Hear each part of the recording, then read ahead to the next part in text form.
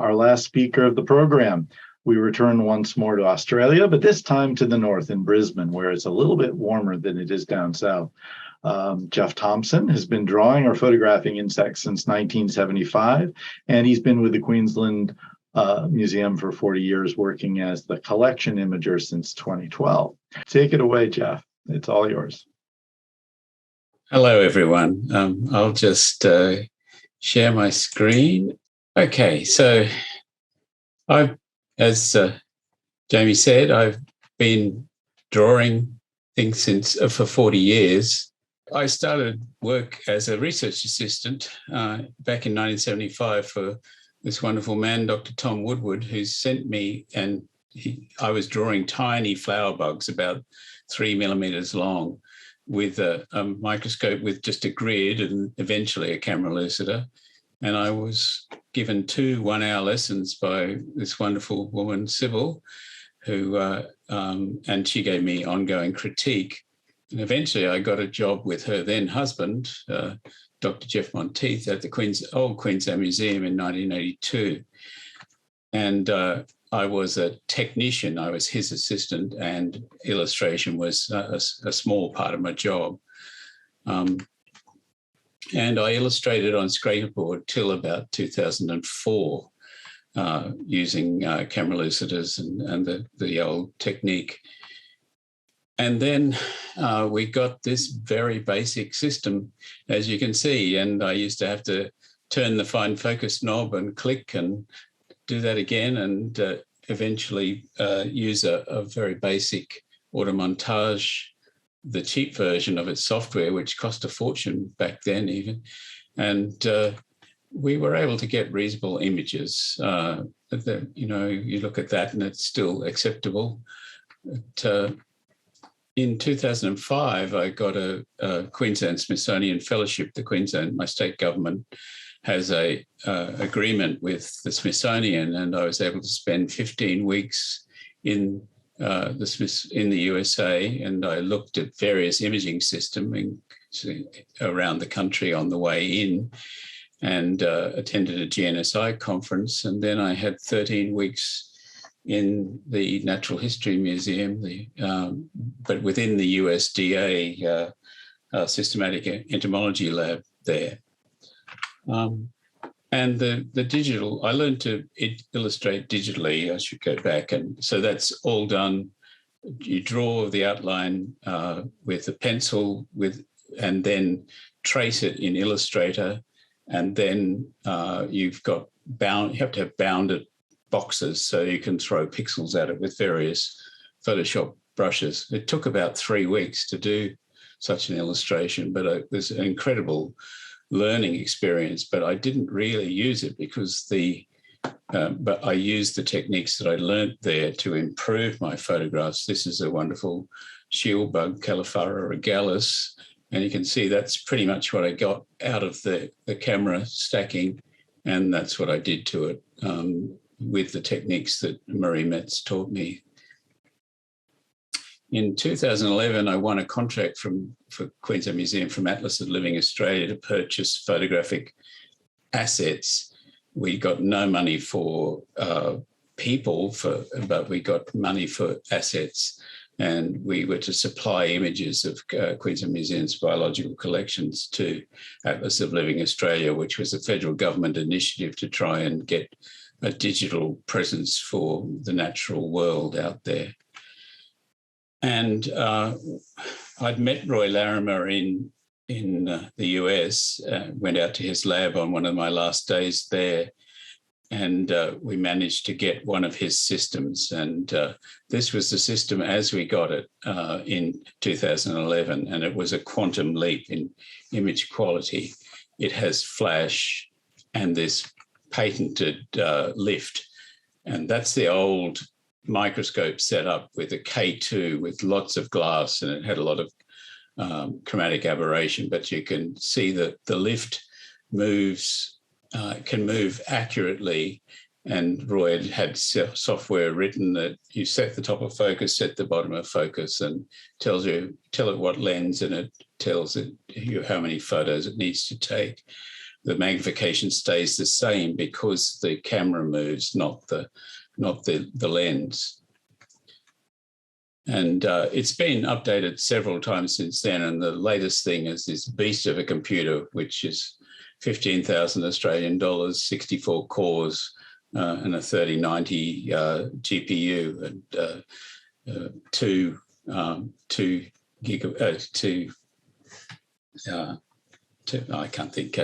terabyte SSDs. It's very fast.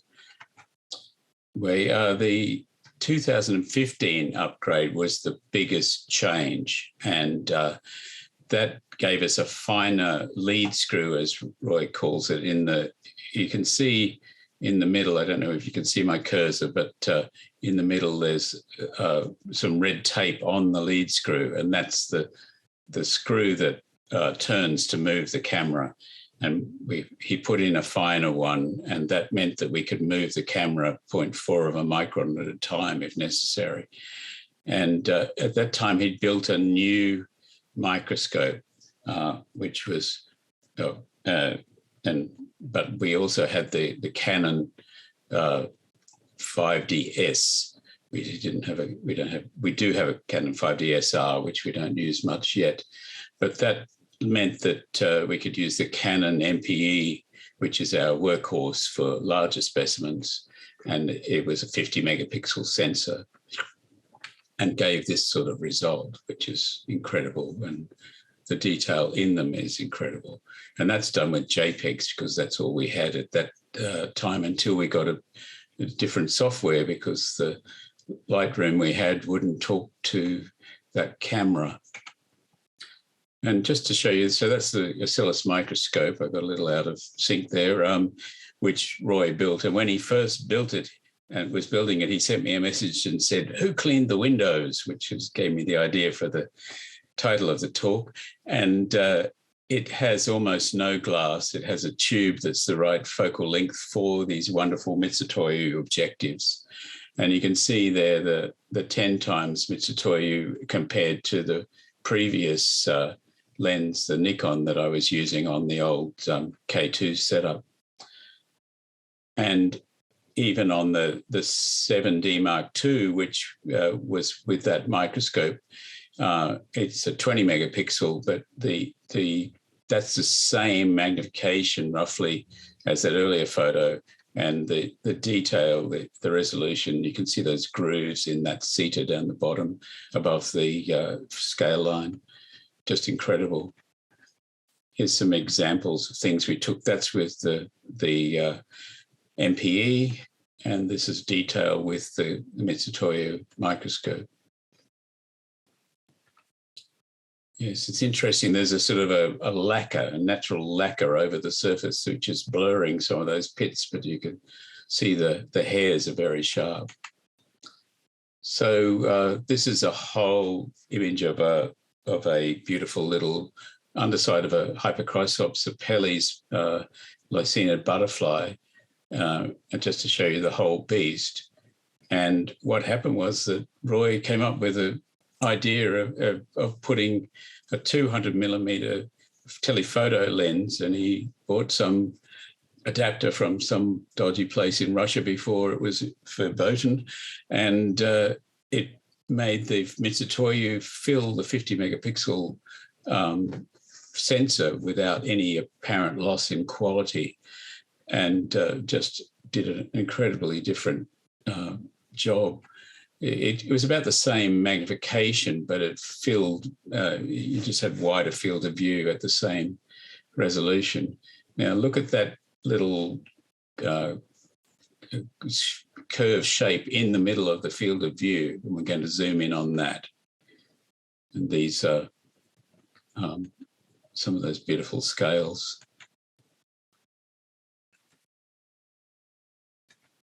Detail is amazing, what you can see.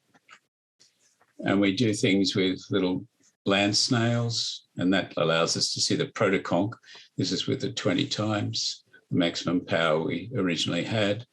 And that meant that you could rival SEM images and not risk these precious specimens, which sometimes exploded in an SEM. with the 20 times, they often needed more megapixels for display because I work in a museum that has display. And they were talking about putting this image on the whole of the soft shop window. So I take multiple stacks of the four corners and then merge them sideways in Photoshop, which gives a nice big image, and you can see the detail that's there.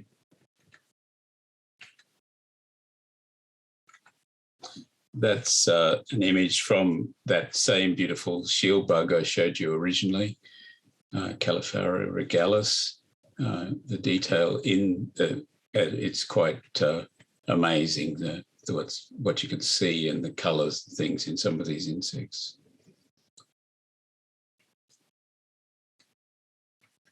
So before we got the upgrade with the old K2 microscope and the 10 times Nikon, I took this image of a little parasitic wasp in Australian amber, amber wasn't known in Australia till relatively recently. And this amber, a lot of it's quite dark and hard to see, but this was a reasonably good piece. It was all collected by a woman named Beth Mantle, and she prepared it. And sometimes it's pretty hard to photograph with the preparations because they're small bits and you haven't got a flat surface, etc. So Roy was an expert in amber preparation. That's how he started. So this was taken with the amber in glycerin, and it won a prize, highly commended at the Eureka Prizes in the last photo competition they held.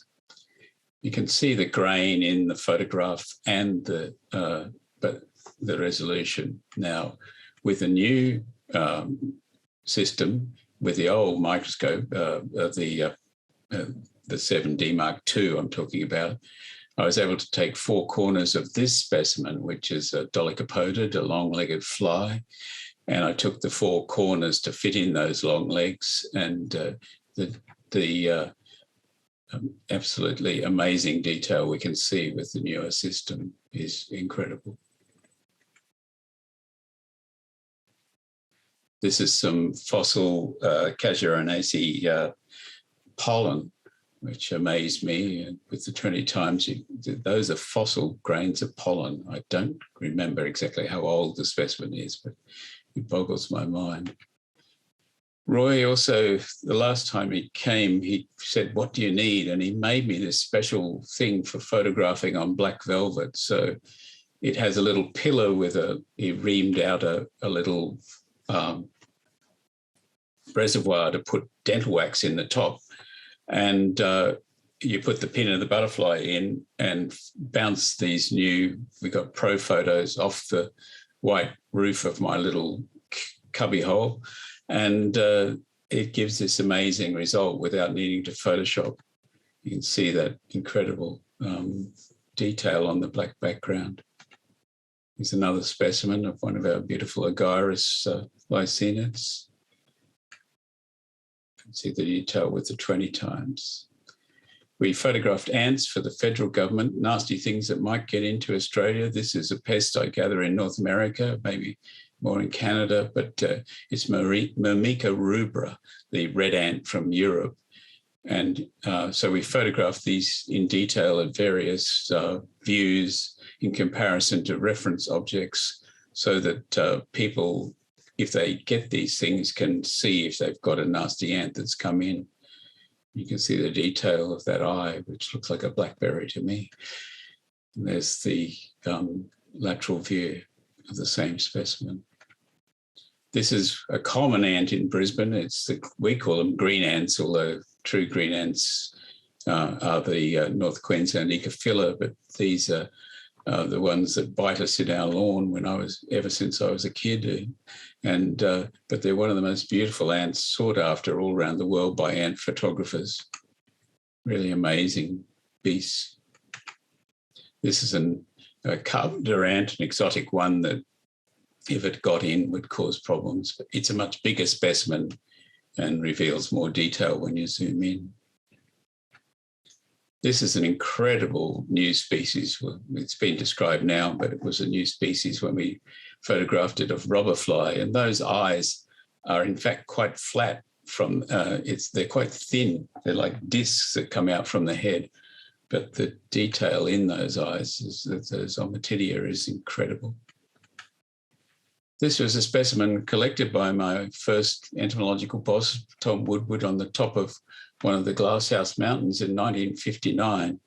And a guy in Belgium wanted to study it, and it's a holotype, which the auditors value at least 20 grand replacement, and you couldn't replace it. And so I took 1,700 images to make those 5 views, particularly a lot of images. I think it was over 500 to take that view looking straight down the snout of it. This is Powie shell from New Zealand, done for a display, trying to show the structure. We also got a Hasselblad, a 200 megapixel 6-shot H4D multi-shot camera when we first got the system. And Les Walkling came up to help me set it up, and that's where I met Les, who's had a big influence on my life. I'll talk about him later.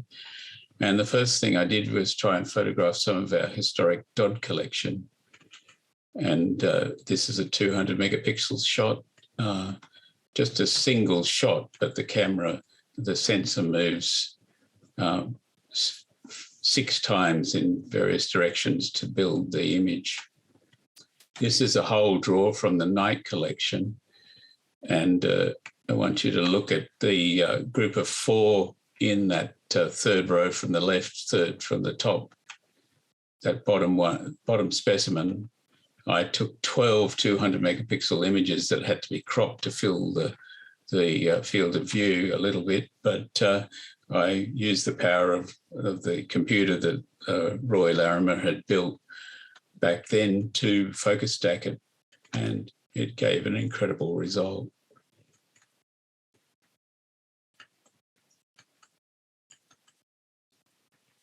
Then with the new microscope, I was able to zoom in further.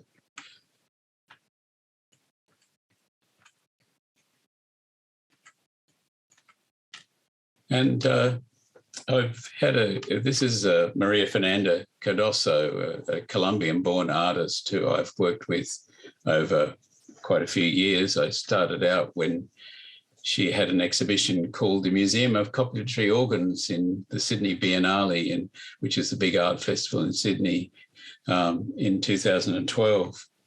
And this is on Cockatoo Island in Sydney Harbour, and she built this little museum. Those are 3D printed penises of harvestmen on the right there. And she was interested in peacock spiders and got some money to pay us to take photographs of she got people to collect them and then sent them up live, and we had to kill them and photograph them for her, for artworks. And you can see the specimen on the left. You can see how tightly wound around the abdomen the flaps are, the display flaps. So peacock spiders are quite famous. They're unique to Australia. And when the males dance for the females, they do a display with these flaps on their abdomens extended. There's a famous one on YouTube of one dancing to at the YMCA. And so we killed these beasts, and my volunteer at the time in 2014, Andy Wang, he was very good at spreading these flaps and helping me with setting up. And we'd have to put a micro pin into the cephalothorax and prop up the abdomen and make them look as alive as we could. And then I'd Photoshop out the pins. And 2 of the prints of the abdomens alone were bought jointly with money from Qantas before the big crash by London's Tate Gallery and MCA, the Museum of Contemporary Art in Sydney, and they've also been exhibited in the US. And in late 2017, Stuart Harris was approached by Maria Fernanda. Stuart found this. He went out with his new camera and photographed a specimen of a brightly coloured spider, put it up on his Flickr feed, and the expert in the group contacted him and said, "That's a new species. Have you got a specimen?" And he spent a year looking for a specimen. There's a lovely movie on our ABC's iView, which called Miratus, which is all about the story. But he sent us one specimen. We hadn't touched them for 3 years, and we had nothing to practice on. But Andy managed to spread the flaps on one. This is taken with the 5 times. At that time, we still just had the 20 megapixel microscope. And the next day, I took 12 100 stack images and then merged the stacked images in Photoshop. And I had to do lots of sub-stack edits because things get confused. I'll talk about that a bit more, but that's after I did a lot of edits to the merged image. And then Maria Fernanda had it professionally deep etched in Colombia. And that's the detail in the image. But the thing is, when you have a very sharply focused thing behind a smaller thing, or anything in front that's also sharply focused, the algorithms get confused, and you have to do a substack and edit in the hairs by hand, which takes far too long. That's the detail. In 2020, Maria Fernanda was awarded another fellowship from the MCA in Sydney. But of course, that was lockdown. So she managed to get specimens up to us, but had to direct it from a distance. But you can see why this species is called Miratus elephants. A lovely elephant pattern in there. In the detail, I was taking 2 50 megapixel stacks with the microscope at 10 times to give this sort of detail. So this is just to show you the process of stacking in, if for those who are unfamiliar with it. So this was a stack of the face-on image of Miratus cristatus, and it was from 434 images. And you'll see on the left is the source image, and the composite image is building on the right. This is speeded up, but it gives you the idea of what actually happens. There are mistakes, but it generally does a pretty damn good job.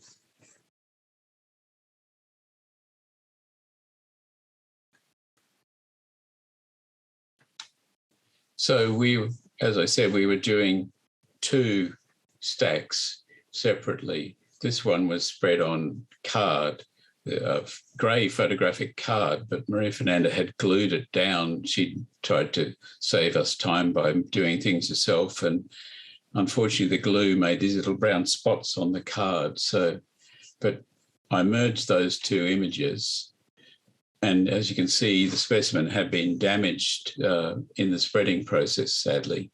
We had another specimen that she directed us to try killing it and then squeezing the Kevlar thorax to try and make the abdomen inflate. Well, it only worked on one side, but that gave me enough pieces of intact scales to use Photoshop to repair this image, and I also repaired the card behind. So that's before and after, and that's the cutout. And these things were printed big by professional printers, and they were part of the prestigious Armory show in New York in 2021. And I don't know if any sold. They weren't cheap. So this is the new Mitutoyo objective we managed to buy with display money this year, and it's a 50 times. So my previous maximum magnification was 20 times. And this is something we tried it out on for a forthcoming display. So the picture, this is Toxinchitis speciosus, a giant predatory mosquito. It's about 3/4 of an inch long, 2 and a bit, about nearly 2 centimeters long, not quite. And that's a photograph I took in my backyard with my own camera of a living one. These are both males.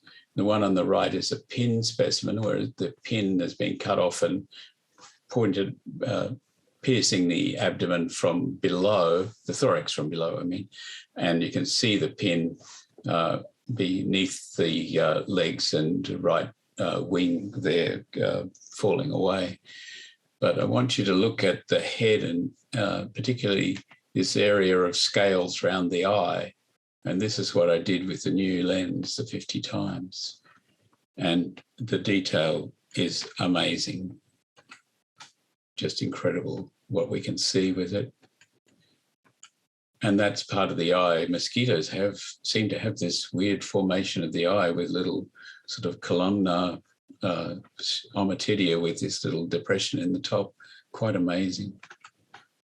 So this is the abdomen at 5 times. And I want you to look at those 2 areas, the top and bottom.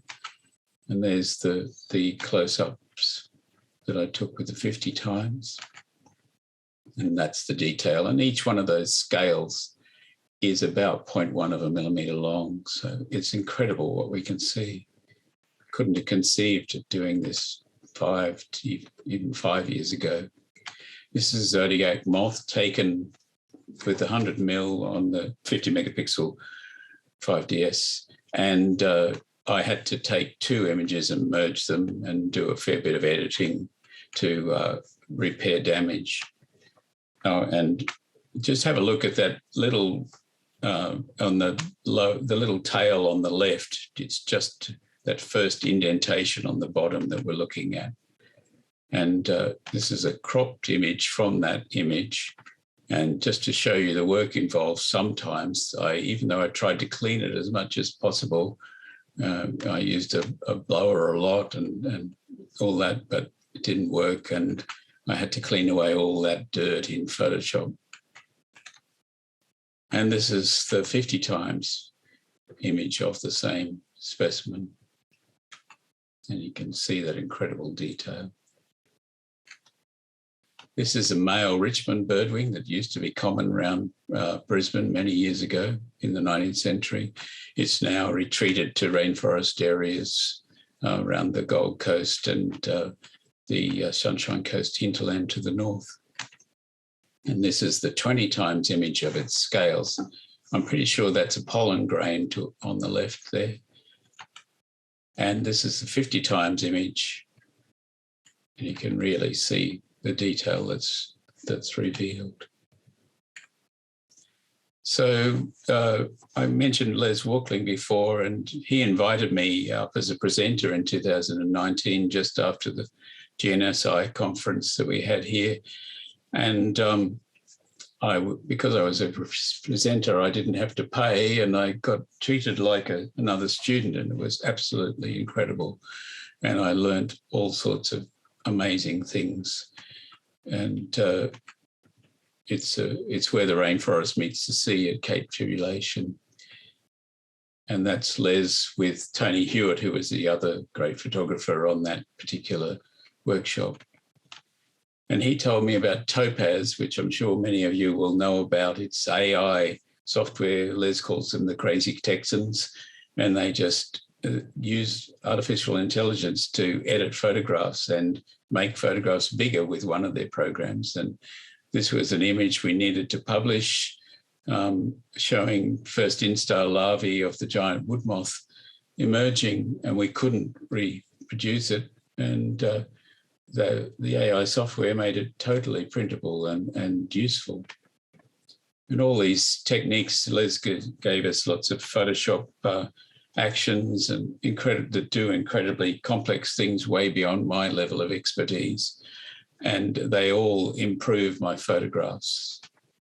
And I was able to use Topaz and Les's actions he's got one called reattaching highlights, it brings back the detail in those highlights in these images, which were taken with the Mitutoyo, but on the 7D Mark II system. And they've come up amazingly well. And just to show you the difference, this is before and this is after the processing. Now, that may seem like it's just editing is not all that a big deal, but it is. This is an image of a holotype of a tiny fish parasite of the gills of fish. And a guy in the US wanted to study it, and he'd arranged with the curator or the collection manager to borrow all 4 paratypes, and he'd accept a photograph of the holotype. And I took this image, and that's how it came out of the system on the left, and that on the right is after editing. And it's there's the name of the specimens. When he saw it, he said, you don't need to loan me the paratype. So it saved an expensive, risky loan of precious specimens. And lots of time going through all the packing them up and going through all the paperwork to send specimens is quite onerous. And just to show you the difference over the years, this is a photograph taken by one of our staff photographers who's now retired, and but he took this image probably more than 20 years ago, and it's taken on 35mm slide, and this is a scan of it. And this is an image I took last Friday, and they needed it very big for a hoarding, so it's 4 50 megapixel images, actually 5, melded together, focus stacked, and then from quite a few images, and then melded together in Photoshop, and then further edited to make it. I was really using my illustration techniques in this, but that shows you the detail in it. And that's it. I'd just like to say thank you to all those people who've been really encouraging to me through my career. Sadly, Roy Larimer has had to close his business and he's retired, but so you can't go and buy one of these systems like mine. But anyway, that's it.